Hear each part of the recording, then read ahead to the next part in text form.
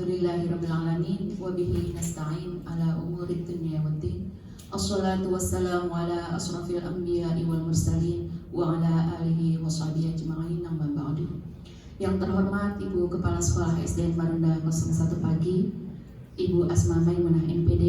Yang saya hormati calon guru penggerak kita Ibu Nova Sriwayuningsih SPD, kemudian Bapak Ibu guru sekalian dari rekan-rekan guru SDN Marunda 01 Pagi yang berbahagia.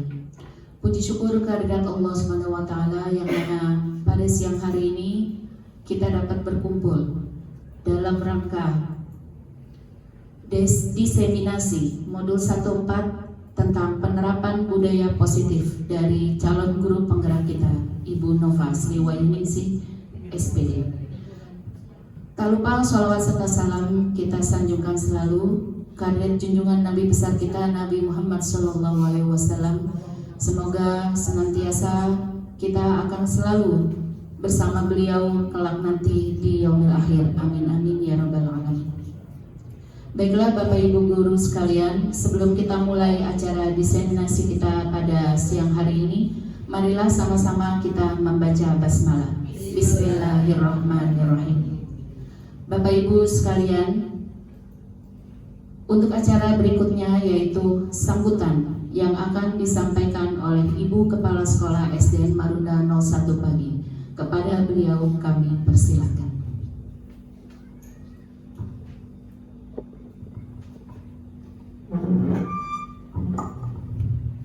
Bismillahirrahmanirrahim. Assalamualaikum warahmatullahi wabarakatuh. Waalaikumsalam warahmatullahi wabarakatuh. Alhamdulillah wa syukurillah wa ni'matillah wa la haula wa la quwata illa billah. Ma ba'du. Rabbi sholli sadri wa yassir amri wahlul 'uqdatam min lisani yafqahu qawli. Yang sama-sama kita hormati Bapak Ibu guru SDN Marunda 01, khususnya Ibu Nova selaku CGP angkatan 9 tahun 2023 ini. Yang pertama, marilah kita panjatkan puji syukur kepada Allah Subhanahu wa taala, Tuhan yang Maha Esa, yang mana pada hari ini kita banyak sekali diberikan nikmat sehingga kita dapat berkumpul di siang menjelang sore ini dalam kegiatan penerapan budaya positif sebagai salah satu aksi nyata di modul 1.4 sebagai salah satu syarat dalam pelaksanaan tugas calon guru penggerak angkatan 9 ini. Yang pertama, saya ucapkan terima kasih tentunya kepada Bapak dan Ibu yang sudah berkenan dalam hadir dari kegiatan pada siang hari ini. Semoga dengan diseminasi penerapan budaya positif di SDN Marunda 01 ini, apa yang ingin Bu Nova sampaikan bisa memberikan hal-hal baru kepada kita semua, sehingga kita dapat menerapkan budaya positif secara keseluruhan di semua kelas di SDN Marunda 01. Karena tidak semua kita mendapatkan ilmu seperti ini, walaupun kita bisa mengakses di berbagai media, namun ada bagusnya kita dengarkan dan kita simak dengan baik, dan mudah-mudahan Bapak dan Ibu bisa menyerap kemudian mempraktikannya di kelas masing-masing. Silakan diikuti dengan seksama dan sukses untuk Bu Nova tentunya dan untuk kita semua. Itu saja, semoga kegiatan ini lancar dan bisa maksimal. Terima kasih. Wassalamualaikum warahmatullahi wabarakatuh. Waalaikumsalam warahmatullahi wabarakatuh. Ya, terima kasih kepada Ibu Kepala Sekolah SDN Marunda 01 Pagi, Ibu Asma Maimunah MPD yang telah memberikan sambutannya pada siang hari ini. Baiklah Bapak Ibu guru sekalian, sampailah kita pada acara berikutnya yaitu penyampaian diseminasi yang akan disampaikan oleh Ibu Nova Sriwayuningsih selaku calon guru penggerak angkatan 9 ya Bu ya. Iya. Kami persilakan kepada Ibu Nova Sriwayuningsih.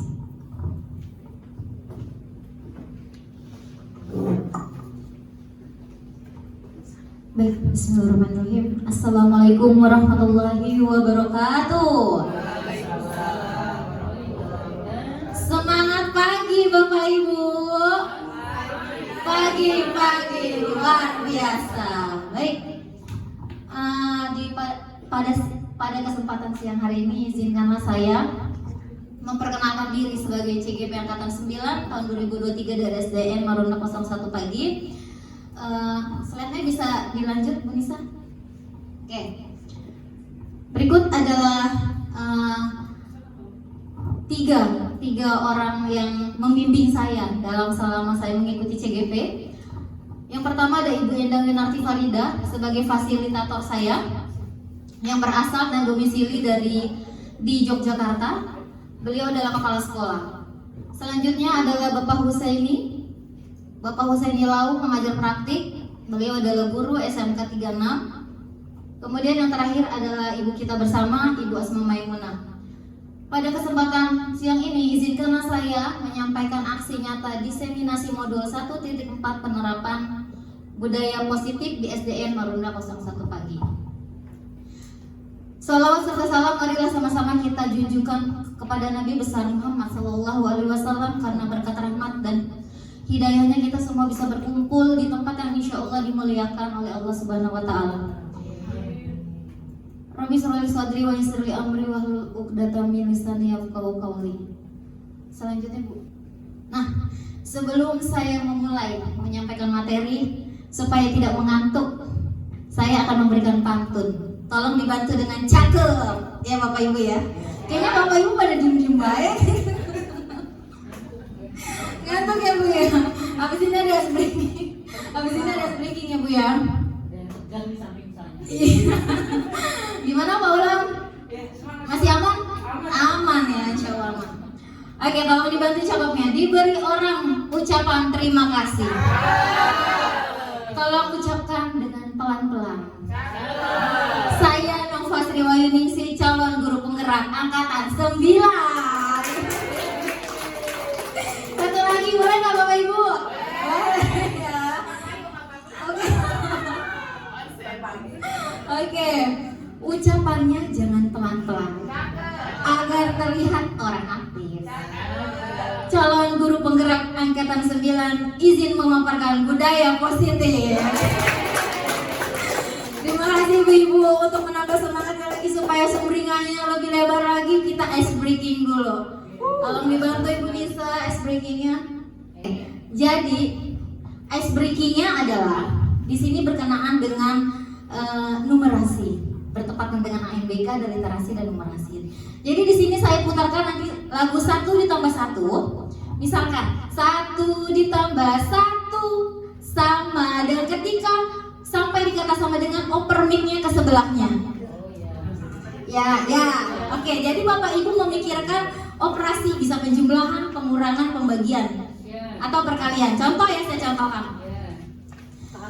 5 ditambah 5 sama dengan sebelahnya. Nah, yang sebelahnya bikin lagi operasi penjumlahan, pengurangan, berarti 10 dikurang 2 sama dengan gitu ya Bapak Ibu ya, bisa ya?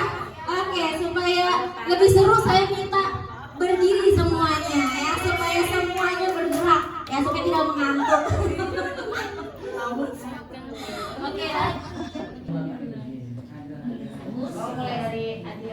Mulai dari saya ya. Boleh bebas, perkalian pembagian boleh bebas ya. Oke ya.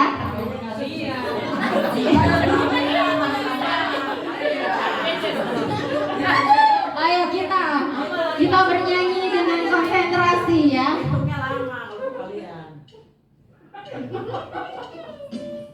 Ditambah 1 ditambah 1 sama dengan 2.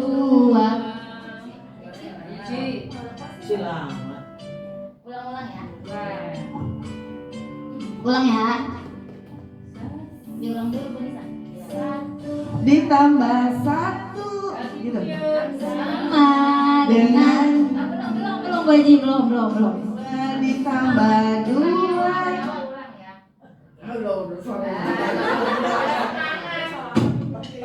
Dari aku dulu apa langsung dari Bu Haji? Oke ya. 5 ditambah 5 sama dengan 10. 10 ditambah 3 Sama dengan 13. 13 dikurang 7. Lanjut Bu Nisa. Sama dengan 8.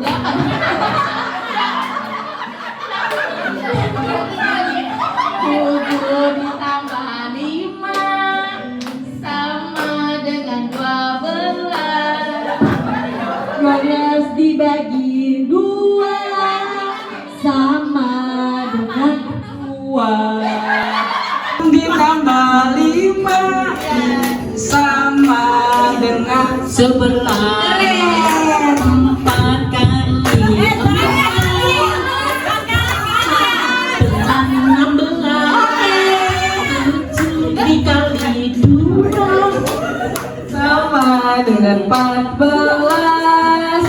5 ditambah 2 sama dengan 7 saja. Udah dong oper ke Bu Mela. Udah dong oper ke Bu Mela. 8 ditambah 8 sama dengan 16.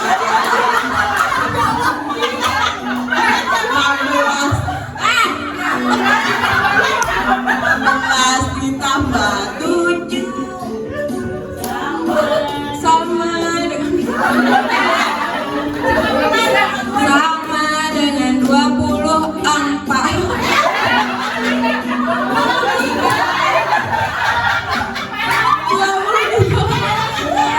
23 ditambah 5 sama dengan 28. 28 dibagi 7 sama dengan 4. 4 dikali 4 Sama dengan 8.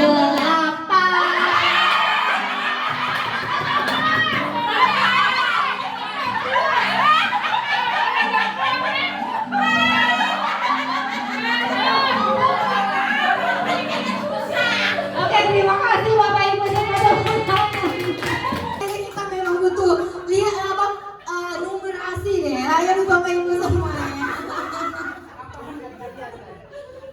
Aduh, lumayan bikin sakit perut ya. Ternyata bukan kita tidak bisa menjawab, tetapi kita tidak fokus ya sama pertanyaannya. Jadi jangan marah kalau anak tidak fokus di kelas ya Bapak Ibu ya, tercermin dari kitanya. Baik, lanjut Bu Nisa. Oke, Bapak Ibu semuanya. Pada siang hari ini saya akan menyampaikan materi yang terdapat pada modul 1, yaitu yang pertama filosofi pemikiran Ki Hajar Dewantara. Yang kedua, nilai dan peran guru penggerak. Yang ketiga, visi guru penggerak. Dan di modul terakhir pada modul 1.4 adalah budaya positif. Kenapa saya bold? Karena inilah tema dari diseminasi kita pada siang hari ini. Adapun tujuan diseminasi pada hari ini yaitu yang pertama, menerapkan budaya positif dan nilai-nilai kebajikan. Yang kedua, mengenalkan teori motivasi, hukuman, penghargaan, dan restitusi. Yang ketiga, memahami kebutuhan dasar manusia. Yang keempat, mewujudkan keyakinan sekolah atau kelas. Yang kelima, mengenalkan 5 posisi kontrol. Yang terakhir adalah menerapkan segitiga restitusi dalam kehidupan sehari-hari. Baik, di sini saya punya pertanyaan pemantik sebelum kita masuk lebih lanjut lagi ke materi. Pernahkah Bapak Ibu atau punyakah Bapak Ibu pengalaman ketika masih bersekolah? Punya pengalaman yang positif atau negatif kah Ibu yang sampai sekarang masih teringat di benak Bapak Ibu? Masih ada. Oke. Yang kedua, ceritakanlah pengalaman apa yang hingga kini masih membekas di hati atau pikiran dan ingatan Bapak Ibu. Bisakah berbagi pengalaman tersebut? Siapa yang bersedia Bapak Ibu yang bersedia membagikan pengalamannya ketika masih bersekolah yang sampai sekarang teringat, tidak mungkin dilupakan karena kesannya boleh positif, boleh negatif. Adakah yang ingin berbagi pengalaman? Saya Manopan. Oke Bu Siti Asia. Hai, assalamualaikum warahmatullahi wabarakatuh. Waalaikumsalam warahmatullahi wabarakatuh. Iya, pengalaman saya waktu saya sekolah di SPG, Sekolah Pendidikan Guru. Iya Bu, SPG berarti setara dengan SMA ya Bu? Iya, yang saat itu saya masih duduk di kelas 2. Kemudian pada waktu itu kelas 3 sedang mengadakan PKL atau PPL ke sekolah-sekolah SD. Jadi nggak ada guru lah di sekolah itu, kosong. kelas itu ngajak jalan-jalan Mbak Nova di jam KBM karena tidak ada guru, kami bersepuluh naik motor pergilah ke Taman Juruk. Nah, sampai di sana rupanya setelah jam 12 Bapak Ibu guru balik lagi, kemudian di absen. Esok harinya orang tua kami semua dipanggil. Berarti itu termasuk pengalaman yang positif atau negatif, Bu? Negatif. Negatif, tapi bisa dua, Bu, ya kan? Positifnya ibu mendapatkan kesenangan, Iya, kegembiraan, betul. tapi hanya sementara, ya Bu ya. Setelah itu apa, Bu? Sampai terngiang-ngiang terus saya dimarahin bapak saya. Nanti kalau diajak temennya nyemplung sumur, ikut ya nyemplung sumur, kata bapak saya gitu. Itu Mbak Nova. Ya baik Ibu Siti Asia, terima kasih. Kasih tepuk tangan dulu dong untuk pengalaman Ibu Siti ya. Baik, masih adakah? Masih adakah yang punya pengalaman yang ingin berbagi? Bismillahirrahmanirrahim. Assalamualaikum warahmatullahi wabarakatuh. Waalaikumsalam warahmatullahi wabarakatuh. Pengalaman saya saat sekolah dasar SD. Ketika saya sedang ujian waktu itu ulangan semester, absen saya yang paling belakang. Namanya Sinta Anggraini. Posisi duduk saya paling belakang. Ketika itu guru saya memanggil saya, Sinta, duduknya pindah di depan. Loh, kenapa Bu? Sampai masih ingat sampai sekarang. Saya kan absennya di belakang. Kenapa saya di depan? Dipindahkan di depan. Ya, karena nanti kamu biar kelihatan menulisnya. Pada saat itu, loh Bu, kan kita nggak menulis Bu, kita sedang mengikuti ujian ulangan semester. Kan di kertas Bu ulangannya, nggak di papan tulis. Berarti saya nggak kelihatan, bukannya saya nggak kelihatan dong Bu. Terus iya, ternyata dia berbisik dengan guru yang lain. Pada saat itu karena saya di kelas 3-nya peringkat 1 waktu sekolah dasar, dan nilai rapor saya PPKN-nya itu 100. Makanya saya mungkin dia berpikiran negatif terhadap saya kalau saya nyontek di bawah itu. Padahal tidak terpikir anak SD zaman dulu buat nyontek di bawah itu tidak mungkin terjadi.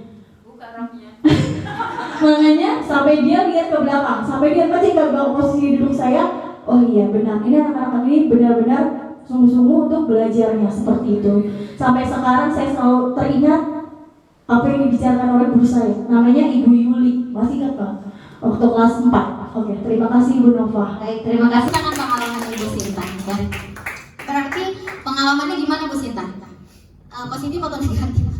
Menyenangkan atau menyedihkan? Oh, menyedihkan ya, karena tidak dipercaya oleh guru sendiri gitu ya Bu Sinta ya. Baik. Baik Bapak Ibu, dari cerita yang sudah kita dengar dari pengalamannya Ibu Siti dengan Ibu Sinta, adakah dari diri kita, adakah suatu nilai yang kita ambil, peran kita sebagai guru terhadap anak didik yang saat ini sedang kita bina, kita bimbing? Sudah pasti ada ya Bapak Ibu ya. Nah, itu adalah salah satu mungkin cara guru dalam membimbing, mengarahkan untuk menjadi anak itu. Sebenarnya tujuan guru itu pasti baik ya, pasti baik. Dari cerita Ibu Siti yang katanya setelah besokannya dipanggil orang tuanya Ibu ya, berarti kan itu salah satu bentuk, sebenarnya bentuk rasa sayang guru agar Ibu Siti diharapkan untuk menjadi anak yang lebih baik, tidak mengulangi kesalahan Ibu ya. Begitupun dengan Ibu Sinta ya, rasa yang difikirkan oleh ibu gurunya Bu Sinta gitu ya, saya tidak percaya gitu ya. Mungkin awalnya dia tidak percaya, tetapi karena memang itulah yang dimiliki oleh Ibu Sinta, akhirnya oh iya dia percaya.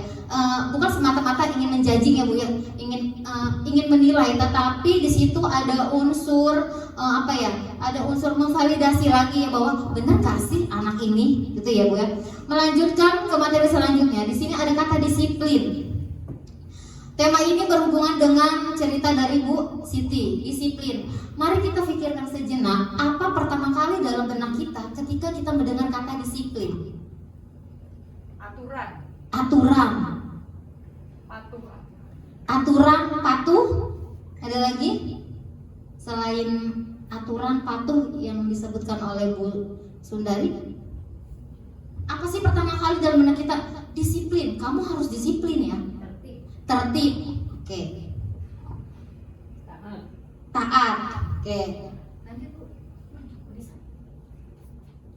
Nah, menurut Ki Hajar Dewantara, kita guru menyambungkan dengan kata disiplin itu adalah apa ya? Pola guru ingin mengubah, ingin membentuk anak didiknya dari yang tidak tahu menjadi tahu, salah menjadi benar.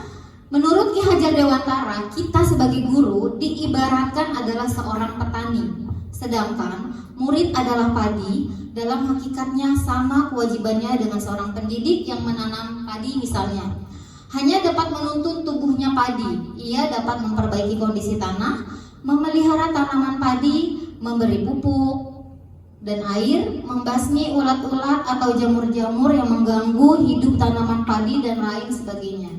Sama halnya dengan murid, guru hanya bisa menuntun sikap sesuai dengan kodrat alam dan kodrat zaman siswanya. Jadi maksudnya gini Bapak Ibu, kita sebagai guru di kelas, kita tidak bisa menuntut anak untuk selalu bisa. Harapan pasti ada, tetapi kita tidak bisa menuntut anak itu sesuai dengan apa yang kita mau. Seperti yang dikatakan oleh Ki Hajar Dewantara, kita adalah petani. Jadi andaikan padi yang kita punya bibitnya itu tidak bagus, meskipun kita kasih treatment, kita rawat, kita perhatikan dari pagi sampai sore proses tumbuhnya, ketika bibit itu adalah bukan bibit unggul, hasilnya juga tidak akan bisa, tidak akan maksimal gitu. Tetapi jika kita menanam padi yang mana bibitnya itu sudah bibit unggul, udah pasti bagus deh bibit ini, kemudian kita rawat dengan kita berikan pupuk, air, kemudian kita jaga dari hama-hama, dari werang, dari burung-burung yang dapat merusak tumbuhnya si padi itu, insya Allah anak itu atau padi itu akan tumbuh dengan sesuai apa yang kita harapkan. Sama ya, jadi dengan banyaknya 32 siswa yang ada di kelas kita harus tahu, karena anak tumbuh berdasarkan kodratnya, kodrat alam dan kodrat zamannya. Kita waktu kecil dipukul sama guru, kita nggak mungkin ngadu lagi ke orang tua, yang ada kita akan dipukul lagi ya. Tetapi sekarang dengan berkembangnya zaman, teknologi, informasi makin cepat, sosial media kemana-mana cepat sekali. Hari ini baru kejadian, 5 menit kemudian sudah tersebar di sosial media. Itulah anak tumbuh dengan kodrat zamannya. Jadi kita menyikapi 32 anak itu, kita sesuaikan, oh ini anak ini unggulnya dalam bidang olahraga misalnya, berarti kita kembangkan di bidang olahraganya tanpa meninggalkan pengetahuannya. Kita bantu sesuai dengan kemampuannya. Anak itu hanya bisa misalkan perkalian 1 sampai 5, dia sampai 1 semester itu masih perkalian 5. Enggak apa-apa, jangan di-push gitu, karena otaknya hanya sampai di situ gitu. Tetapi ada nilai baik yang dia bisa, misalnya menggambar, dia menggambarnya bagus, detailnya dia bisa masuk ke situ. Itulah, jadi kita masukkan kekurangan dia di kelebihannya dia. Itu ya Bapak Ibu. Nah, kemudian apa sih kodrat alam dan kodrat zaman yang dimaksud oleh Bapak Ki Hajar Dewantara?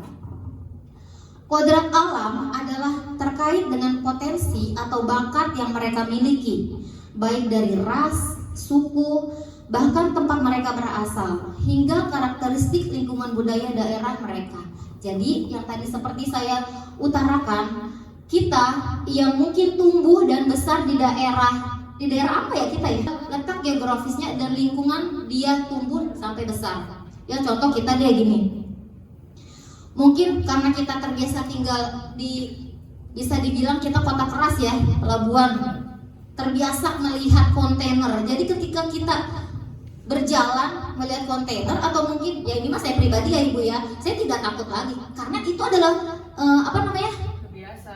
kebiasaan saya dan itu adalah pemandangan saya setiap hari. Tetapi ketika ada teman saya yang berkunjung ke sini, wih kontainernya gede-gede banget ya, oh berani gitu. Jadi itulah yang dimaksud dengan kodrat alam ya. Jadi kita tidak bisa memaksakan proses tumbuh anak itu mengikuti apa yang kita mau. Selanjutnya adalah kodrat zaman. Kodrat zaman yaitu kondisi zaman saat ini yang dialami langsung oleh murid. Anak-anak kita adalah anak-anak Gen Z gitu ya. Dari melek mata sampai mau tutup mata, kira-kira apa yang dipegang? Handphone, gadget. Jangankan anak SD, anak usia 2 tahun saja supaya anteng dikasih apa? Handphone. Sudah Cocomelon ya, betul Bu Siti. Jadi sedini dari kecil sudah dibiasakan untuk memegang handphone. Ya, jadi peran kita sebagai guru untuk mensiasati perkembangan kondisi zaman anak ini bagaimana? Kita harus kembali berperan, berkolaborasi dengan orang tua. Kita harus berpegangan erat kepada orang tua. Tolong Bapak Ibu kontrol anaknya di rumah, anaknya saya kontrol di sekolah. Sambil kita berikan sosialisasi, kita berikan pandangan-pandangan tentang dampak positif dan negatif. Anak-anak sekarang kan taunya yang happy-happy aja. Mereka tanpa sadar jika anak-anak sudah terbiasa dengan internet, dengan teknologi, tanpa adanya filter, kita sebagai orang tua dan guru, anak-anak akan mudah terbawa oleh perkembangan zaman dan teknologi. Jadi kita harus sering-sering memberikan arahan, motivasi sama anak kita, kita beritahu juga dampaknya, kita beritahu juga ada dampak positif dan negatifnya. Positifnya kalian akan lebih cepat tahu perkembangan zaman. Kita nggak perlu ke Amerika supaya kita tahu ada patung yang megang begini, apa namanya Bu, patung apa? Patung Liberty. Kita buka Google aja, kita udah bisa melihat meskipun tidak langsung. Ya. Tapi setidaknya anak sudah visualisasinya, oh seperti itu patung Liberty. Nah, dampak negatifnya yaitu kayaknya dampak positif dan negatifnya itu hampir seimbang ya Bu ya. Bahkan mungkin lebih banyak kalau kita tidak kontrol ya. Nah, dengan demikian salah satu tanggung jawab seorang guru adalah bagaimana menciptakan suatu lingkungan positif yang terdiri dari warga sekolah yang saling mendukung, saling belajar, saling bekerja sama, sehingga tercipta kebiasaan-kebiasaan baik kebiasaan-kebiasaan baik akan tumbuh menjadi karakter-karakter baik bagi warga sekolah, dan pada akhirnya karakter-karakter dari kebiasaan-kebiasaan baik akan membentuk sebuah budaya positif. Kita sebagai guru pasti percaya setiap anak itu memiliki nilai kebajikan individu. Ya, pada dasarnya anak itu adalah semuanya, saya percaya pada dasarnya dia adalah anak baik.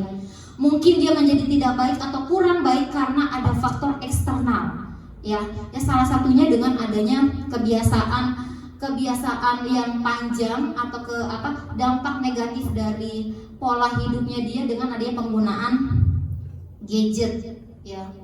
Kemudian ada lagi dari faktor lingkungan, ternyata temannya membawa dampak yang tidak baik ya. Jadi dengan adanya kita di sini sebagai guru, kita harus bisa membawa perubahan-perubahan positif itu yang nanti kemudian akan menjadi sebuah karakter pada peserta didik kita untuk menjadikan sebuah budaya positif. Sebenarnya kita sudah berjalan ya seperti pembiasaan ya Bapak Ibu. Hari Senin kita ada pembiasaan apa Bu? Upacara, contohnya upacara. Coba saya mau dengar suaranya dulu. Upacara itu mencerminkan nilai kebajikan apa Bapak Ibu? Disiplin. Oke, selain disiplin, cinta tanah air, betul ya. Di hari Selasa kita ada lagi pembiasaannya untuk mewujudkan karakter-karakter dalam membentuk sebuah budaya positif. Yaitu apa Bu? Hari Selasa kita ada apa? Ada senam, olahraga untuk mewujudkan sportivitas. Terima kasih Bu Sundari. Apalagi selain sportivitas? Kesehatan adalah satu budaya positif ya, jadi tanggung jawab, betul. Di hari Rabonya kita ada apa? Ada menyanyikan lagu-lagu nasional dan himne pramuka dan kreasi. Nilai kebajikannya apa Bapak Ibu? Cinta tanah air. Di hari Kamis, berlanjut di hari Kamis ada literasi. Pembiasaan apa yang ingin kita bentuk dari karakter anak itu? Senang membaca. Senang membaca, oke. Selain senang membaca, literasi, Kemampuan berliterasi. kemampuan berpikir, ya Bu ya. Di hari Jumat kita ada literasi apa Bu? Keagamaan, ya. Contohnya sholat duha. Yang kita harapkan dari pembiasaan sholat duha itu apa Pak Ulang? Membiasakan untuk mendengarkan ibadah sunnah. Oke, ibadah sunnah ya, berarti ada nilai-nilai keagamaan ya. Ceramah. Ceramah, oke. Jadi anak lebih percaya diri ya Pak Ulam ya. Oke, lanjut. Nah, di sini saya ada sebuah simulasi. Jadi anggaplah, boleh saya minta Bapak Ibu mengangkat tangan kanannya. Anggaplah di tengah telapak kanan di tengah telapak Bapak Ibu ada sebuah benda yang sangat berharga. Boleh itu emas, uang, kunci rumah, kunci brankas, boleh. Anak saya. Iya. Oke, anak, oke ya, anak boleh. Ya, apapun itu benda berharga yang orang lain tidak boleh memilikinya hanya selain ibu. Kemudian ibu kepalkan tangan ibu. Nah, di sampingnya, oke saya bacakan dulu instruksinya. Kepalkan salah satu tangan Anda. Coba Anda bayangkan bahwa Anda menyimpan sesuatu yang sangat berharga di dalam kepalan tangan Anda. Anda perlu menjaga benda tersebut sekuat tenaga, karena begitu pentingnya untuk kehidupan Anda.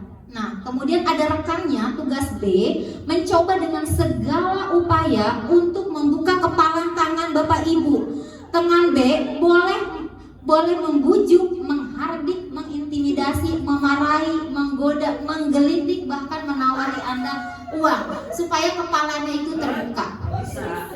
Ya, oke, kita simulasi ya, coba. Boleh berpasangan ya, boleh saling berpasangan. Jadi satu ada yang mengepal, satu ada yang mencoba membujuk atau merayu bagaimana kepalan Bapak Ibu terbuka. Oke? Coba silahkan Bapak. Di sini dong. Supaya kepalanya terbuka. Terserah mau Bapak Ibu buka tidak, terserah. Bebas. Itu adalah benda berharga menurut Bapak Ibu.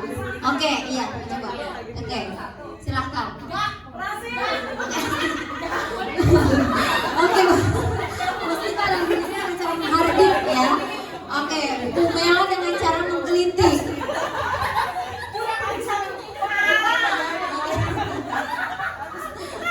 Baik, baik.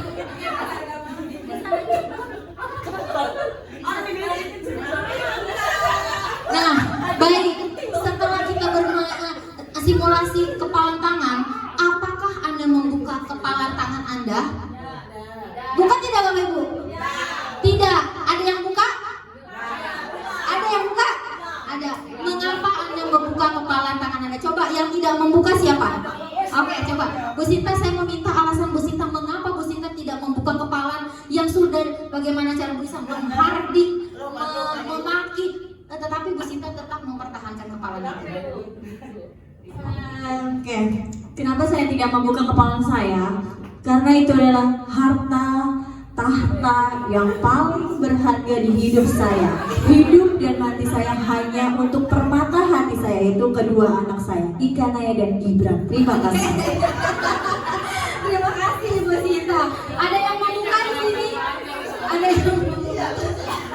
Adakah yang membuka kepala dari Bapak Ibu? Oh, tidak ada ya. Jadi Yudi nggak berharga ya. Oke, baik Bapak Ibu. Karena tidak ada yang membuka, berarti kita lanjut ke poin ketiga. Maaf Bu Nisa, yang sebelumnya tadi. Nah, dalam kegiatan ini sesungguhnya siapa yang memegang kendali atau kontrol untuk membuka atau tidak, atau tetap mempertahankan kepala itu? Siapa yang memegang kontrol? Diri sendiri. Ya, jadi kitalah yang sebenarnya memegang kontrol atas diri kita. Ya, apapun bujukannya, apapun rayuannya, jika dalam diri kita tetap mempertahankan apa yang kita mau, ya itu tidak akan terjadi. Lain hal jika kita mengizinkan diri kita untuk dikontrol oleh orang. Contoh, misalkan Bu Lela Bu Lela sampai kaget, maaf Ibu.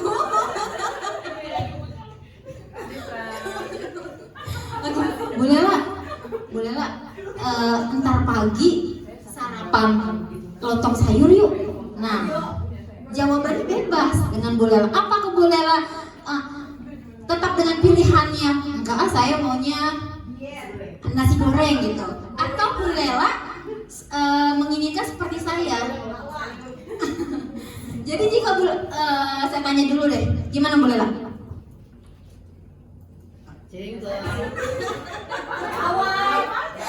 Saya ceritanya mengajak Bu Lela besok pagi kita sarapannya lontong sayur. Aku maunya nasi goreng. Berarti Bu Lela tetap ada pendiriannya, karena tetap posisi kontrolnya Bu Lela. Meskipun saya memaksa, Bu Lela udah ini aja, saya merayu, membujuk, bahkan memberikan uang, tapi kalau Bu Lelanya tidak mau, tidak mengizinkan dirinya saya kontrol, tetap menjadi prioritas pilihan Bu Lela. Oke. Menyelaraskan dengan posisi kontrol tadi, di sini ada miskonsepsi tentang makna kontrol. Menurut Bapak Dr. William Glasser, ada 4 miskonsepsi tentang makna kontrol. Yang pertama, ilusi guru mengontrol murid. Yang kedua, ilusi bahwa semua penguatan positif efektif dan bermanfaat. Yang ketiga, ilusi bahwa kritik dan membuat orang merasa bersalah dapat menguatkan karakter. Yang keempat adalah ilusi bahwa orang dewasa memiliki hak untuk memaksa.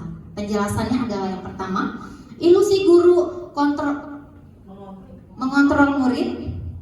Nah, pada dasarnya kita tidak dapat memaksa murid untuk berbuat sesuatu jikalau murid tersebut memilih untuk tidak melakukannya. Walaupun tampaknya kita sedang mengontrol perilaku murid tersebut, hal ini karena murid tersebut sedang mengizinkan dirinya dikontrol. Ya, ini adalah posisi ilusi guru mengontrol murid. Ada yang bisa kasih contoh dari sini? Gimana Bapak Ibu? Ilusi guru mengontrol murid. Jadi guru di sini ibaratnya dia meminta siswa untuk melakukan sesuatu dan siswa itu mau gitu. Contohnya misalnya, besok kamu Tiur, besok kamu sapu kolong saya sampai bersih. Saya nggak mau tahu. Meskipun Bu Tiur sebelumnya sudah piket, misalkan, ya, tetapi pagi itu Bu Tiur harus membersihkan kolong meja saya, gitu. Nah, jadi di sini jika Bu Tiur melaksanakan instruksi yang apa saya berikan, berarti Bu Tiur sedang mengizinkan dirinya untuk dikontrol. Oke, saya nyapu. Ya. Oke, yang kedua adalah ilusi bahwa semua penguatan positif efektif dan bermakna. Penguatan positif atau bujukan adalah bentuk-bentuk kontrol segala usaha untuk mempengaruhi murid agar mengulangi suatu perilaku tertentu adalah suatu usaha untuk mengontrol murid tersebut. Yang ketiga, ilusi bahwa kritik dan membuat orang merasa bersalah dapat menguatkan karakter. Menggunakan kritik dan rasa bersalah untuk mengontrol murid menuju pada identitas gagal. Mereka belajar untuk merasa buruk tentang diri mereka. Mereka mengembangkan dialog diri yang negatif. Contohnya, ada yang bisa kasih contoh bahwa dengan adanya ilusi kontrol ini justru mematahkan semangat anak mencap dirinya adalah saya adalah murid yang gagal, saya tidak sesuai harapan Bu Nova atau ibu guru saya. Ada yang bisa kasih contoh nggak Bapak Ibu untuk posisi kontrol ini yang si pembuat merasa bersalah? Contohnya ya Ibu, oke. Ketua kelas ribut, kita guru datang, kita langsung samperin ketua kelas. Nisa, gimana sih? Kelasnya berisik banget. Ibu sampai ditegur. Nah, itu adalah apa yang timbul dalam perasaannya Nisa? Merasa bersalah. Oh iya ya Bu, teman-teman susah dikendalikan Bu, susah dibilangin. Ya, itu adalah membuat identitas gagal pada Nisa karena ya judgement dari guru tersebut gitu. Sebaiknya si Nisa dipanggil untuk diberikan penguatan tentang apa dengan keyakinan kelas kita dan bagaimana cara Bu Nisa atau cara Nisa dalam mengatur teman-temannya. Jadi kita tidak langsung menyalahkan murid tersebut. Yang keempat adalah ilusi bahwa orang dewasa memiliki hak untuk memaksa. Banyak orang dewasa yang percaya bahwa mereka memiliki tanggung jawab untuk membuat murid-murid berbuat hal-hal tertentu. Apapun yang dilakukan dapat diterima selama ada sebuah kemajuan berdasarkan sebuah pengukuran kinerja. Mungkin ini bisa sambung ke ceritanya Bu Siti tadi sebelumnya, ya Bu ya. Nah, disiplin. Untuk materi ini yang tadi sudah saya tanyakan di awal, apa dalam benak ibu yang pertama kali muncul ketika mendengar kata disiplin? Disiplin dimaknai menjadi suatu yang dilakukan seseorang pada orang lain untuk mendapatkan kepatuhan. Berarti benar tadi ya yang disebutkan oleh Bu Sundari bahwa disiplin itu bisa dikaitkan dengan mengontrol atau menjadikan seseorang untuk menjadi lebih patuh ya. Disiplin berasal dari kata disiplin yang artinya belajar. Disiplin mengacu pada disiplin diri yang memiliki tanggung jawab terhadap apa yang dilakukan berdasarkan nilai-nilai yang diyakini. Nilai-nilai apa Bapak Ibu yang ada di dalam kata disiplin? Yang tadi sudah kita bahas? Patuh, taat, tepat waktu, oke. Aturan. Baik. Dengan adanya sikap disiplin yang kita terapkan kepada anak didik kita, diharapkan adanya disiplin positif ya. Disiplin positif merupakan unsur utama dalam terwujudnya budaya positif yang kita cita-citakan di sekolah. Disiplin positif merupakan salah satu cara penerapan disiplin yang bertujuan untuk menumbuhkan kesadaran serta memberdayakan peserta didik tanpa adanya imbalan, penghargaan, ancaman maupun hukuman. Nah, disiplin positif sebagai pendidik tujuan kita adalah menciptakan peserta didik yang memiliki disiplin diri sehingga mereka berperilaku mengacu pada nilai-nilai kebajikan universal dan memiliki motivasi intrinsik dalam perubahan ke arah yang lebih baik. Nilai-nilai kebajikan, contoh nilai kebajikan yang pertama adalah profil pelajar Pancasila ya, seperti yang sudah kita terapkan di kurikulum Merdeka ya. Ada berapa aspek itu di profil pelajar Pancasila? 5 atau 6? 5 apa 6? 6. Yang pertama apa Bu?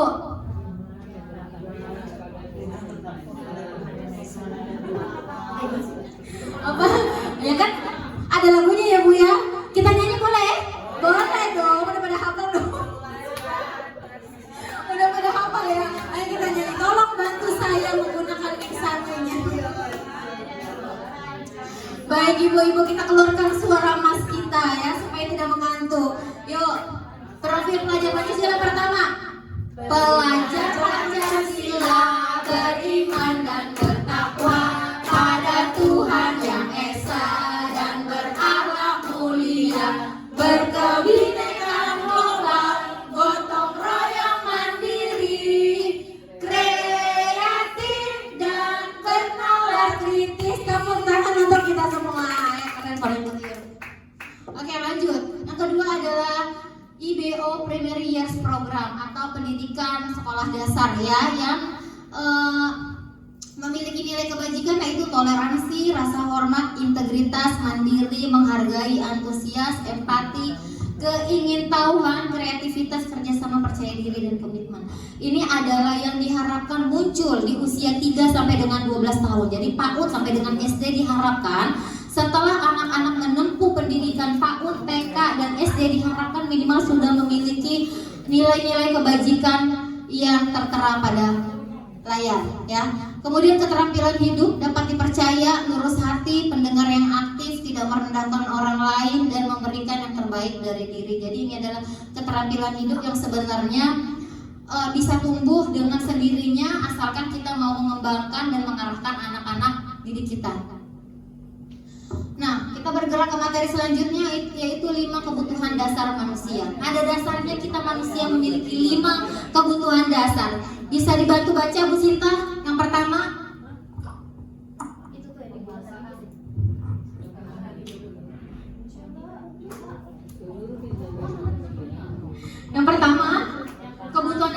manusia yang pertama yang warna putih? Bertahan hidup. Tes. Yang pertama bertahan hidup. Oke. Yang kedua? Yang kedua penguasaan, kasih sayang dan rasa diterima, kebebasan, dan terakhir kesenangan. Inilah adalah 5 kebutuhan dasar manusia. Jadi seluruh tindakan manusia memiliki tujuan tertentu. Semua yang dilakukan adalah usaha terbaik untuk mendapatkan apa yang kita inginkan. Ketika seorang murid melakukan suatu perbuatan yang bertentangan dengan nilai-nilai kebajikan, hal itu sebenarnya dikarenakan mereka gagal memenuhi kebutuhan dasar mereka. Kita lanjut ke slide selanjutnya. Nah, yang pertama tadi yang dibacakan oleh Bu Sinta adalah bertahan hidup. Kebutuhan yang bersifat fisiologis untuk bertahan hidup, misalnya kesehatan, rumah, makanan, dan kebutuhan biologis. Yang kedua, kasih sayang dan rasa diterima. Kebutuhan yang bersifat psikologis, misalnya kebutuhan akan berhubungan dan koneksi sosial, kasih sayang, dan bagian dari suatu kelompok. Yang ketiga, kesenangan. Kebutuhan untuk mencari kesenangan, bermain, tertawa, berkumpul itu adalah sebagai kebutuhan dasar. Yang keempat, kebebasan. Kebutuhan akan pilihan kemandirian, otonomi, mampu mengendalikan arah hidup seseorang. Dan yang kelima adalah penguasaan. Kebutuhan ini berhubungan dengan kekuatan untuk mencapai suatu menjadi kompeten, diakui atas prestasi, dan memiliki rasa harga diri atau self esteem. Contoh memenuhi kebutuhan dasar. Saya ambil satu kasus yang contoh aja ya. Oke, Bu Nisa. Oh, bisa dibaca Bu Nisa? Bisa tolong dibantu?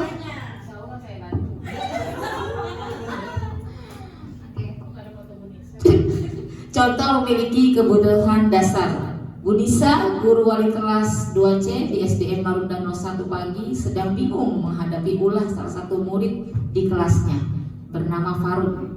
Beberapa anak di kelas 2C telah datang padanya dan mengeluhkan Faruk yang seringkali meminta bekal makan mereka dengan paksa.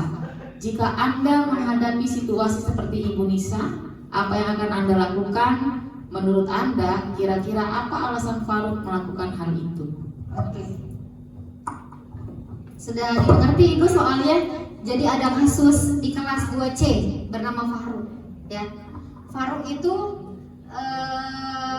dia memiliki permasalahan apa Bapak Ibu yang diangkat dalam kasus ini? Dia sering meminta makanan milik temannya, bukan begitu? Oke, lanjut. Jawabannya ada di slide yang kedua. Selanjutnya. Nah, kemungkinan jawaban atas kasus yang pertama mungkin karena dia lapar dan orang tuanya tidak membawakan bekal makan siang. Itu termasuk kebutuhan dasar bertahan hidup. Jadi Faruk melakukan seperti itu untuk dia bisa bertahan hidup, untuk bisa dia survive sampai sore sampai dia pulang. Yang kedua, karena dia merasa senang temannya jadi memperhatikan dia. Di situ ada kebutuhan dasar kasih sayang dan rasa diterima. Yang ketiga, karena temannya jadi takut dengan dia dan menuruti keinginannya. Di situ ada kebutuhan dasar penguasaan. Dia ingin merasa teman-temannya takut sama dia. Yang keempat, karena ibunya selalu membawakan bekal yang sama. Oleh karena itu, dia ingin mencoba makanan teman-temannya yang beraneka ragam. Adalah salah satu kebutuhan dasar kebebasan. Dan yang terakhir adalah karena iseng saja dan dia menikmati ekspresi wajah temannya yang kesal karena diambil makanannya, dan menurut dia ekspresi teman-temannya itu lucu. Jadi adalah unsur kesenangan, ya. Nah, di sini ada 3 motivasi perilaku manusia. Coba Anda pikirkan mengapa Anda berusaha mematuhi peraturan. Coba Bapak Ibu, di sini saya ingin bertanya, mengapa sih kita harus dan melakukan sebuah peraturan yang ada di sekolah? Coba mungkin dari grup ibu-ibu yang di belakang dulu. Ayo Bu. Ayo. Kenapa sih kita berusaha untuk mematuhi aturan? Kita ya. Kenapa kita itu pagi-pagi jangan sampai terlambat deh, jangan sampai Sebenarnya itu Oke, gimana Bu? tanggung jawab selain itu, Iya. ya jujur ya. Yang kedua juga kita dilihat murid gitu. Iya, Ya oke. kadang ke murid minta suruh disiplin tapi kita nggak bisa jadi contoh. Oke, terima kasih Bu Siti. Mungkin Bu Sundari atau Bu Siti ya. Kenapa sih kita harus mematuhi aturan yang ada di sekolah? Itu contohnya, ya mungkin seragam kah atau datang tepat waktu gitu. Komitmen. Komitmen, good. Iya. Oke, terima kasih jawabannya. Nah, dari jawaban Bu Maria, jawaban Bu Sundari dan jawaban Bu Nunung yang realistis ya Bu ya. Nah, jadi apa sih alasan kita mematuhi aturan itu? Apakah kita hanya ingin menghindari rasa tidak nyaman kah? Atau ingin mendapatkan pujian kan dari kepala sekolah? Hebat, Bu Nunung datangnya jam 5:30 melebihi saya. Atau menghindari hukuman atau mengharapkan penghargaan ya Ibu.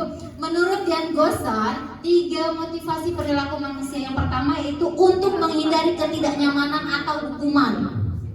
Ya, ini bisa kita terapkan misalkan contohnya pada murid. Ya, jadi anak itu datang tepat waktu, anak menggunakan seragam apa namanya? Seragam yang lengkap itu mungkin faktornya bisa jadi yang pertama untuk menghindari ketidaknyamanan dimarahin guru. Ya. Atau mendapatkan hukuman, ya kan? Diejek teman, atau bisa jadi yang kedua untuk mendapatkan imbalan atau penghargaan dari orang lain, dipuji-puji sama temannya, hebat ya kamu ya gitu. Yang ketiga untuk menjadi orang yang mereka inginkan dan menghargai diri sendiri dengan nilai-nilai yang mereka percaya. Kira-kira kita sepakat kita memilih untuk nomor berapa Bu? 1, 2, atau 3? 3. Poin nomor 3 yaitu untuk baik 3 ya Bu Nunung ya, berarti untuk menjadi orang yang mereka inginkan dan menghargai diri sendiri dengan nilai-nilai yang mereka percaya. Jadi jika kita ingin menanamkan nilai baik kepada anak, tanamkan dulu dalam diri kita. Jika kita menginginkan anak disiplin, tanamkan bahwa kamu disiplin bukan karena takut dimarahin bu guru, ya bukan karena takut dipuji sama bu guru, tetapi ada nilai-nilai kebajikan yang kamu harus pahami dan harus kamu terapkan. Sekarang mari berdiskusi. Baik Bapak Ibu, mari kita lanjutkan setelah azan. Sekarang mari kita berdiskusi. Di sini ada contoh kasus yang terjadi di kelas Bu Nunung. Sinta kurang menguasai pelajaran matematika sehingga pada saat pelajaran berlangsung dia lebih banyak berdiam diri atau menggambar di buku pelajarannya.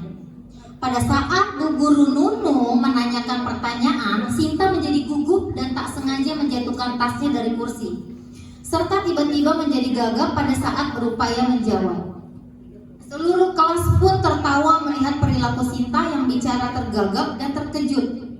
Bu Nunung pada saat itu membiarkan teman-temannya Sinta menertawakan Sinta yang tergagap dan malu luar biasa, dan malahan minta Sinta maju ke depan dan berdiri di depan kelas sambil menunjuk hidungnya karena tidak bisa menjawab pertanyaan Bu Nunung. Kelas semakin gaduh dan anak-anak pun tertawa melihat Sinta di depan kelas memegang ujung hidungnya. Berarti gini Bu, ya kurang lebih seperti ini. Nah, apakah Anda setuju dengan tindakan Bu Nunung terhadap Sinta? Gimana? Setuju nggak Bu Sundari? Bu Nunung setuju nggak Bu Nunung? Tidak, ya. Mengapa? Mengapa Bapak Ibu tidak setuju dengan yang dilakukan oleh Ibu Nunung? Bisa dibantu dengan mic? Oh ya ini. Oke, Nggak setuju Bu Guru. nggak setuju, Iya. baik. Kenapa Bu? Karena Sinta kan jadi malu. Iya. Jadi karena udah malu, takut ditertawakan, jadi nggak bisa mikir lagi. Menurut saya sih begitu. Oke, terima kasih. Nah yang kedua, menurut Anda tindakan Bu Nunung terhadap Sinta adalah sebuah hukuman atau konsekuensi? Ayo, Hukumannya bisa dibantu berdiskusi? gimana Bu Dari? Hukuman. Berarti hukuman ya? Hukuman. Konsekuensi itu sesuatu yang Tanggung jawab disepakati ya. di awal. Oke, mengapa? Karena Kalau hukuman itu kan sesuatu yang hubungannya dengan apa? Kalau konsekuensi itu sesuatu yang sudah disepakati di awal, gitu. Jadi ketika ada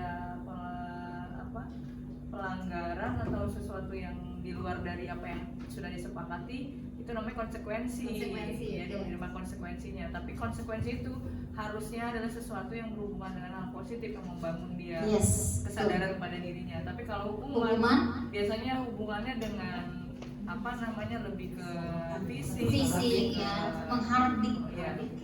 Oke, terima kasih tepuk tangan untuk Bu Kokok dan Bu Suryati. Terima kasih jawabannya. Oke, di sini ada teori tentang hukuman, konsekuensi, dan restitusi. Apa sih perbedaannya? Mari kita sama-sama simak. Hukuman adalah hukuman bersifat tidak terencana, betul ya Bu Sundari ya.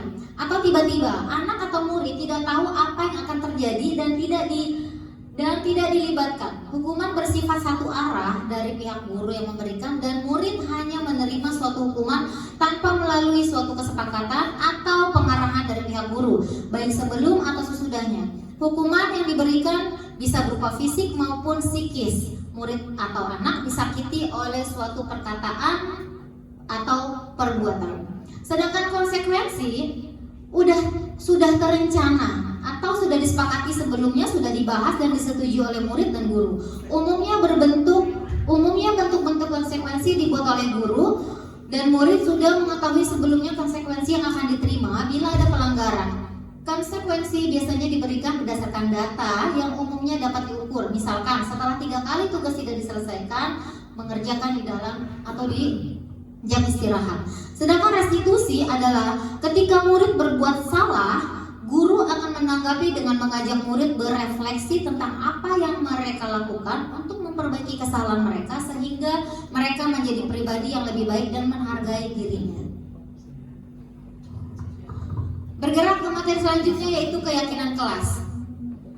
Mengapa keyakinan kelas? Mengapa tidak peraturan kelas? Nah, berarti kan ada perbedaan di sini, keyakinan kelas dan peraturan kelas. Apa sih bedanya keyakinan kelas dan peraturan kelas menurut Ibu? Kalau keyakinan itu dibuatnya dengan adanya kesepakatan. Oke. Kalau keyakinan. Oke, kalau peraturan kelas. Apa dari keyakinan terus? Ini sambil nanya juga ya? Bu, Iya, ya? iya, nggak apa-apa. Apakah keyakinan yang sudah dibuat itu terus menjadi peraturan atau bagaimana ini, Bu? Iya, di sini sebenarnya ini adalah berupa pertanyaan pemantik ya Bu Iya. ya. Mengapa kita namakan keyakinan kelas bukan peraturan kelas? Pasti di setiap kelas kita memiliki aturan atau peraturan kelas yang sekarang ganti nama jadi keyakinan kelas. Sekarang pertanyaannya, mengapa dari peraturan kelas berganti menjadi keyakinan kelas? Ya, kalau keyakinan kelas Iya. itu dibuat bersama, jadi Oke. semua siap untuk menjalankan karena dia yakin ya sudah sepakat Sudah gitu. sepakat ya. Tapi kalau peraturan mungkin kayak yang sebelumnya dulu kita membuat sudah buat peraturan di peraturan Iya. kelas seperti ini tanpa diketahui oleh murid ya. Jadi keyakinan kelas itu dilakukan melalui diskusi bersama anak-anak, dilibatkan dalam nilai-nilai kebajikan apa yang ingin kita terapkan di kelas. Sedangkan peraturan kelas gimana tadi Bu? Sepihak. Sudah dibuatkan oleh guru, anak suka tidak suka, mau tidak mau harus tunduk pada peraturan itu. Baik. Nah, peraturan kelas biasanya terbit tanpa persetujuan pihak objek yang harus melaksanakan. Contohnya murid di sini. Sedangkan keyakinan kelas adalah persetujuan yang dibuat bersama antara guru dan murid, selanjutnya akan ditaati bersama. Kita kasih tepuk tangan untuk Bu Mawar ya, betul jawabannya. Oke, lanjut Bu. Membentuk keyakinan kelas. Nah, di sini adalah step by step atau tahap dalam pembentukan keyakinan kelas, yaitu bersifat lebih abstrak daripada peraturan yang lebih rinci dan konkret. Keyakinan kelas berupa pernyataan-pernyataan universal. Pernyataan keyakinan kelas senantiasa dibuat dalam bentuk positif, bukan negatif. Contoh kalimat negatif adalah dilarang, tidak boleh, ya. Kemudian keyakinan kelas hendaknya tidak terlalu banyak sehingga mudah diingat dan dipahami oleh semua warga kelas. Kemudian yang kelima, keyakinan kelas sebaiknya sesuatu yang dapat diterapkan di lingkungan tersebut. Yang keenam, semua warga kelas hendaknya ikut berkontribusi dalam pembuatan keyakinan kelas lewat kegiatan curah pendapat atau diskusi. Yang ketujuh, bersedia meninjau kembali keyakinan kelas dari waktu ke waktu. Jadi tidak menutup kemungkinan keyakinan kelas dari kelas perubahannya apakah apakah boleh tiap semester atau tiap tahun, bagaimana Bapak Ibu terhadap keyakinan kelas? Tentatif maksudnya. Tentatif ya, sesuai dengan kondisi ya. Oh, biasa sesuai dengan kebutuhan. Nah, contoh keyakinan kelas ya, contoh keyakinan kelas tadi menggunakan kalimat yang sederhana tetapi poinnya dapat ya. Contohnya beriman pada Tuhan yang Maha Esa. Jadi dalam poin beriman pada Tuhan yang Maha Esa ini, jadi runtutannya itu salah satunya adalah melaksanakan sholat, berdoa, jadi bersifat lebih universal. Kemudian yang kedua, saling menghormati dan menyayangi antar sesama. Kemudian keyakinan kelas selanjutnya, disiplin waktu dan perilaku ya. Kemudian tanggung jawab secara mandiri. Bergerak kelima, posisi kontrol guru.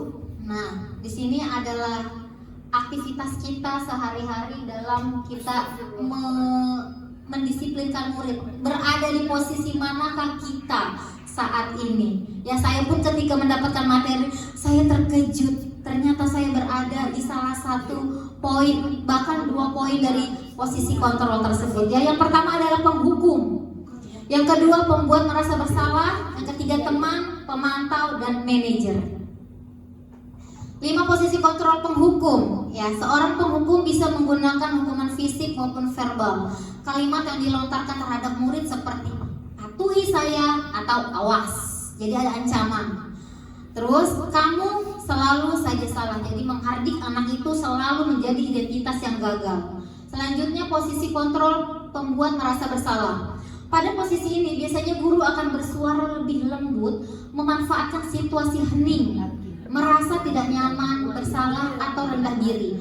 Kalimat yang dilontarkan dengan menggunakan kalimat yang lembut, ibu sangat kecewa sekali dengan kamu. Bagaimana kalau orang tua kamu tahu kamu berbuat begini? Nah, itu adalah posisi kontrol membuat merasa bersalah. Di posisi ini murid akan memiliki penilaian diri yang buruk tentang diri mereka. Murid merasa tidak berharga dan telah mengecewakan orang-orang di sekitarnya. Yang ketiga adalah posisi kontrol sebagai teman. Guru pada posisi ini tidak akan menyakiti murid, tetapi berupaya mengontrol murid melalui persuasi. 1.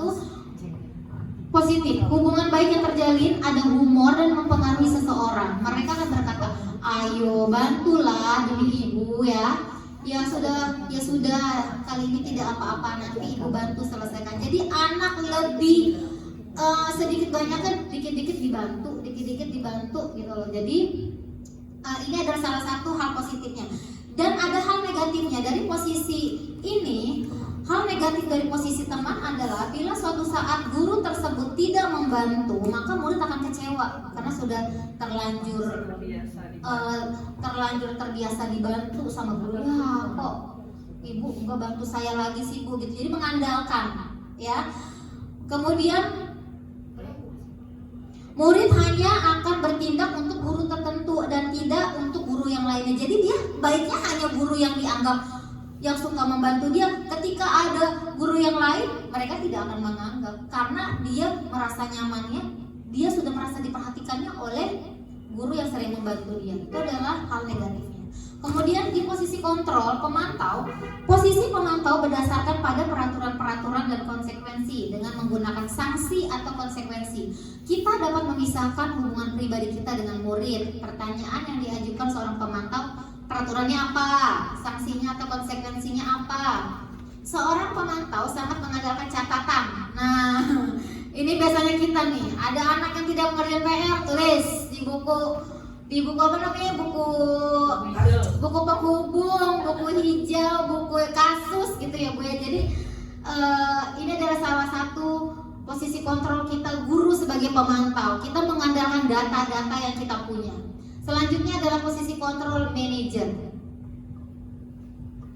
Manajer adalah posisi di mana guru berbuat sesuatu bersama dengan murid, mempersilahkan murid mempertanggungjawabkan perilakunya, mendukung murid agar dapat menemukan solusi atas permasalahannya sendiri, menganalisis kebutuhan dirinya maupun kebutuhan orang lain. 2. Berkolaborasi dengan murid bagaimana memperbaiki kesalahan yang ada.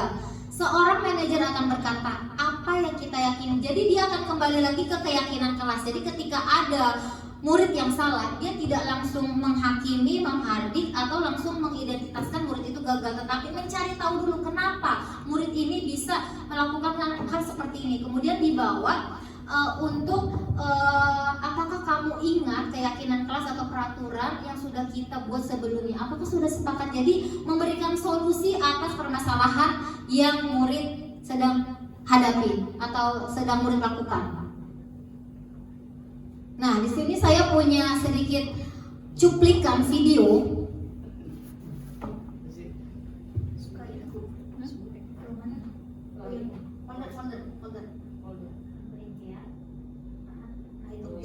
Nah, baik ibu-ibu, kita simak dulu posisi kontrol guru. 5 posisi kontrol guru.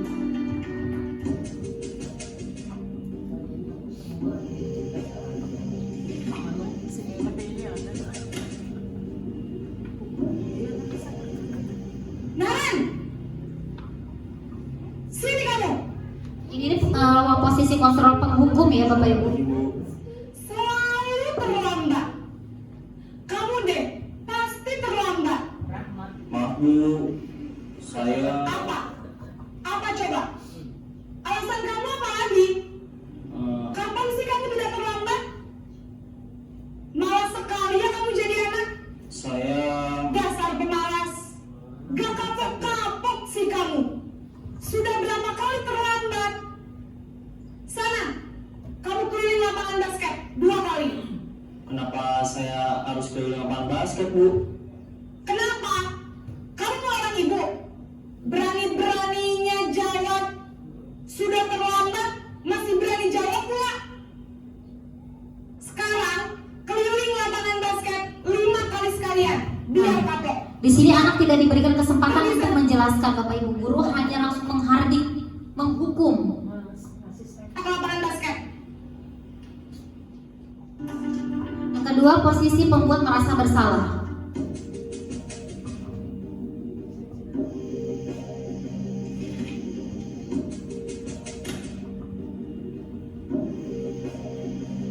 Naren.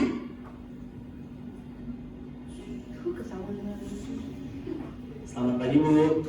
Naren. Kamu kenapa terlambat lagi, Nak? Ya Tuhan, Naren. Suaranya memelas Ibu ya. Kamu senang ya bikin ibu susah ya? Posisi pembuat merasa bersalah. Kalau kamu terlambat lagi, nanti ibu yang ditegur bapak kepala sekolah, Nak. Disangka ibu tidak bisa membina kamu. Duh, gimana ini? Maaf, Bu. Duh, Gusti Naren. Kamu suka ya kalau ibu ditegur bapak kepala sekolah? Terus, sekarang ibu harus tulis apa ini di buku absen? Ini kamu sudah sering terlambat loh. Ibu harus apa coba? Maaf, Bu. Maaf sekali. Ya sudah, lain kali jangan bikin ibu susah lagi ya nak ya. Ibu tidak akan kuat lagi kalau kamu begini terus. Bisa jantungan kalau ibu tegur bapak kepala sekolah. Sana cepat ke kelas. Maaf ya, Bu. Maaf sekali. Oke, berikut yang ketiga. Posisi pembuat rasa bersalah berbicara dengan nada tenang.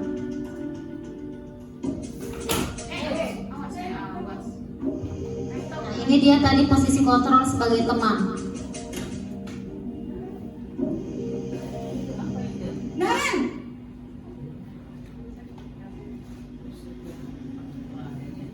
Selamat pagi, Bu. Wah, sudah jam berapa ini nak? Terlambat lagi ya sayang. Iya, Bu. Habis ibu saya lupa bangunkan saya, Bu. Kamu malah menyalahkan ibu kamu. Kamu bukannya anak yang larinya paling kencang. Kok terlambat sih? Iya, Bu. Saya memang terlambat bangun tadi. Jadi, biarpun saya lari kencang, tetap gak kekejar, Bu. Ya sudah sana. Nanti lain kali larinya lebih kencang lagi ya. Biar gak terlambat lagi. Bikin senang ibu. Demi ibu. Bisa kan? Bisa lah, Bu. Ya sudah sana masuk kelas. Ibu beresin urusan absen kamu. Nah, guru selalu membantu setiap kesulitan siswanya. keempat, posisi pemantau atau monitor. Dari kasus yang sama ya Bapak Ibu, agar bisa terlihat pembedanya di mana.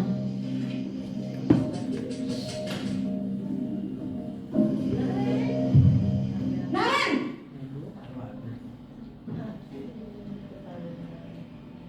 Selamat pagi Bu. Naren, apa peraturan sekolah kita tentang jam berapa kita harus masuk sekolah, nak? Kita harus di sekolah jam 7 Bu. Iya betul, sekarang sudah jam 7.20. Naren sudah tahu konsekuensinya jika terlambat hadir. Paham Bu, saya harus tinggal kelas pas jam istirahat. Baik Bapak Ibu, berdasarkan 5 posisi kontrol tadi, saat ini kita berada di posisi yang mana?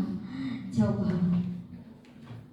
Ada di posisi yang menghukum, pembuat merasa bersalah, teman, pemantau, atau manajer. Penghukum, oke. Teman penghukum ada lagi. Posisi kontrol kita saat ini masih berada di mana? Tergantung situasi. Tergantung situasi.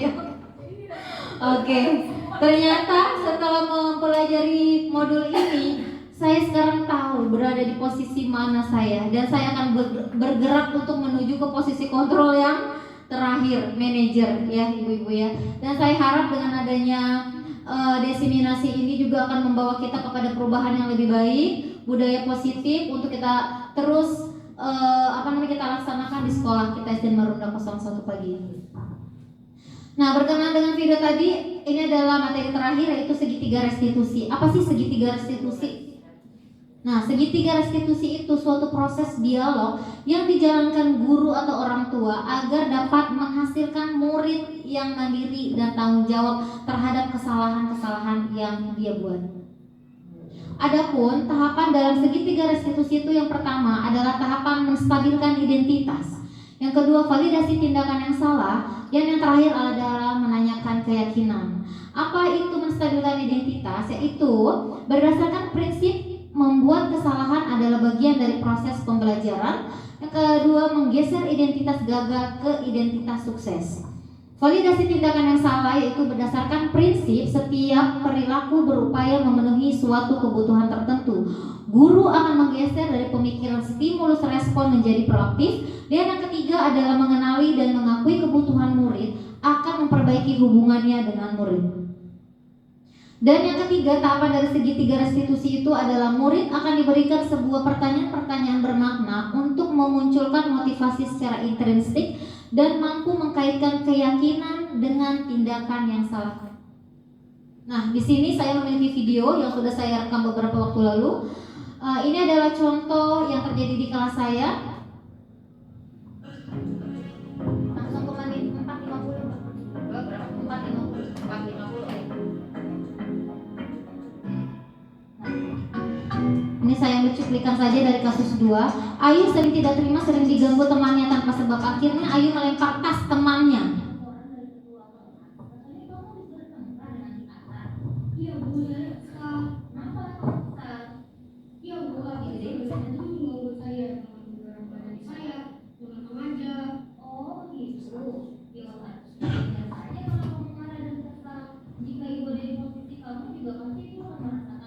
Nah, ini adalah tahap menstabilkan identitas.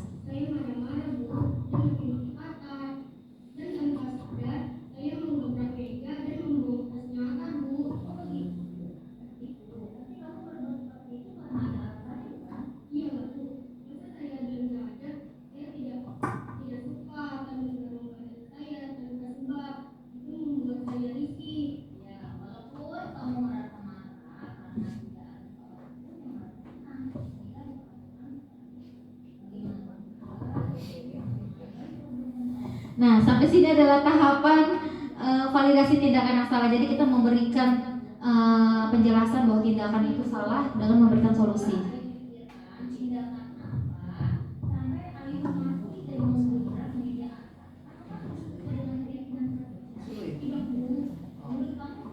Nah, di sini adalah tahap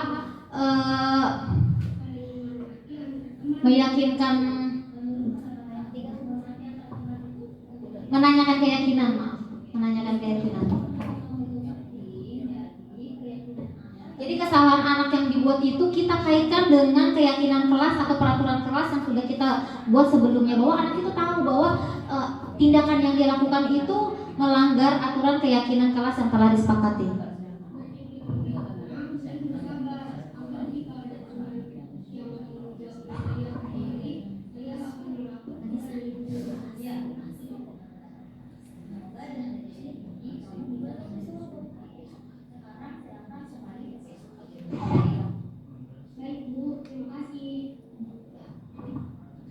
Baik, itu adalah sedikit cuplikan video yang sudah mulai saya terapkan di kelas terkait dengan segitiga restitusi.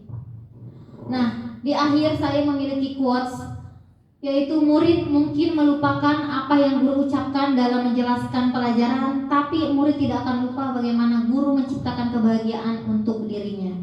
Yang kedua, murid tidak butuh guru yang sempurna, mereka hanya butuh guru yang bahagia. Semoga kita semua selalu diberikan kebahagiaan dalam mendidik anak-anak kita, menciptakan anak-anak kita, anak-anak yang berkarakter sesuai dengan profil pelajar Pancasila, sehingga mengimplementasikan budaya positif yang terus selalu kita jaga di sekolah SD Marunda Kompleks 1 pagi ini. Sekian diseminasi aksi nyata modul 1.4 saya dalam penerapan budaya positif, kurang lebihnya mohon maaf.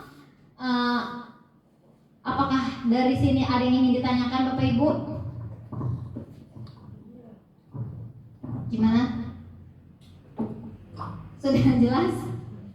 Jelas ya. Baik Bapak Ibu, terima kasih. Waktu sudah menunjukkan 3:30 kurang. Terima kasih atas atensinya, waktunya, perhatiannya, kontribusinya untuk aksi penerapan budaya positif pada siang hari ini. Semoga lelah Bapak Ibu guru menjadi lilah.